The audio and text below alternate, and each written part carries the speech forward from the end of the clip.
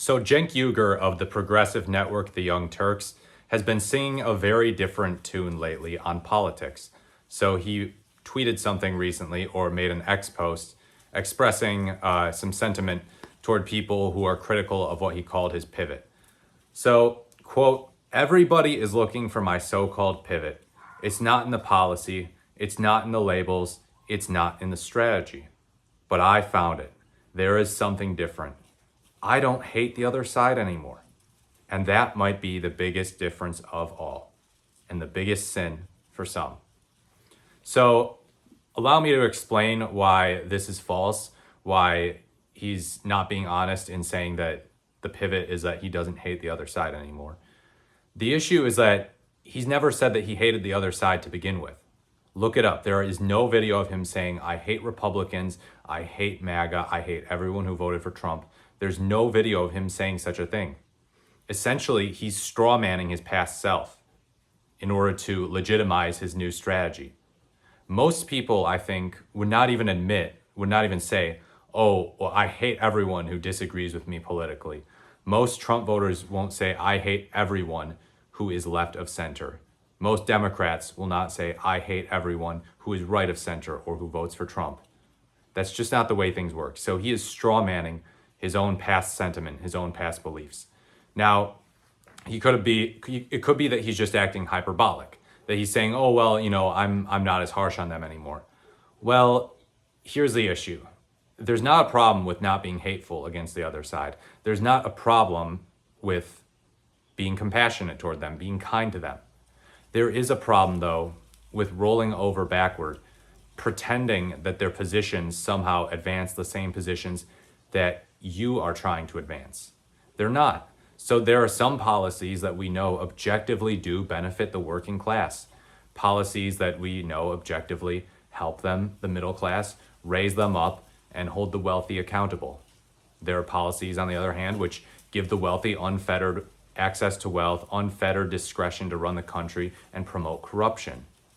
So one example of this, we talk about Donald Trump versus Kamala Harris and their economic policies. Kamala Harris was not for reducing taxes on the wealthy. Donald Trump is going to do that again. He has talked about it. He has said as much. He told rich people, hey, you're going to get a tax cut under me. That's his whole deal. That is not pro-worker at all. It's just not.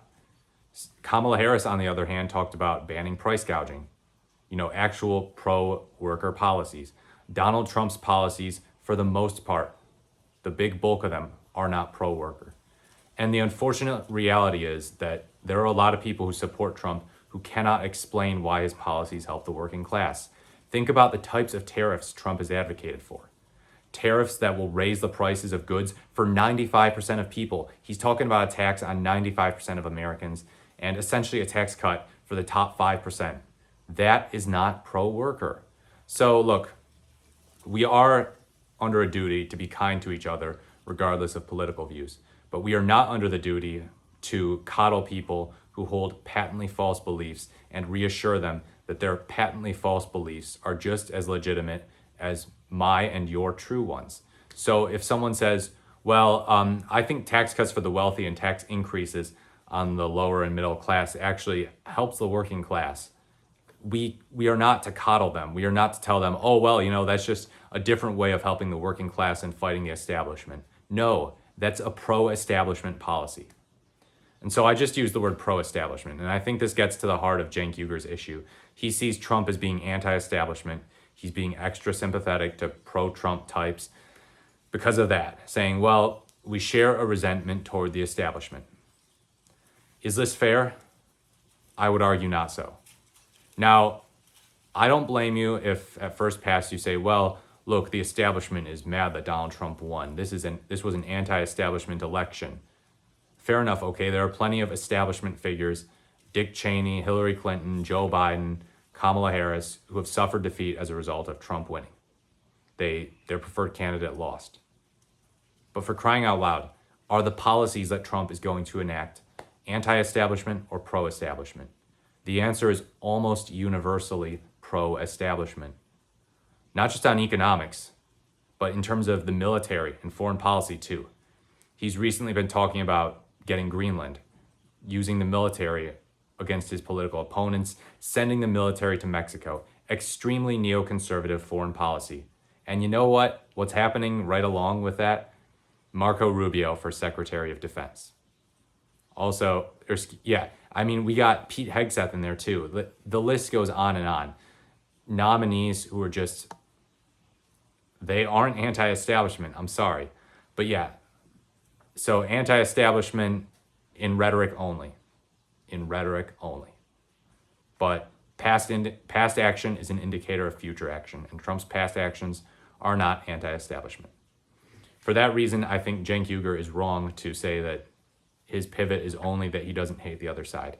He's being way more sympathetic, way more compromising toward beliefs that are not anti-establishment, that help the rich, help the deep state, help the military-industrial complex. I know it feels goofy to use those words, but hey, what can I say?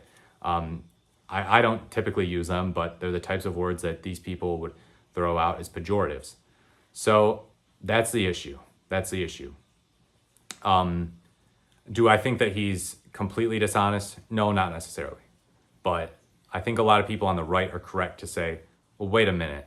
This just seems like a grift. I saw Matt Walsh talk about it recently. He said, I don't buy this, and he's correct. So it looks like a lot of people who are progressive and conservative can shake hands in agreement on the idea that this is not a very believable pivot, even if there is some honesty to it. So yeah, those are just my thoughts on Cenk Uygur and his recent pivot. Let me know what you think in the comments below. As always, please like, comment, or subscribe to the channel. Thank you so much for watching, and I look forward to speaking to you in my next video.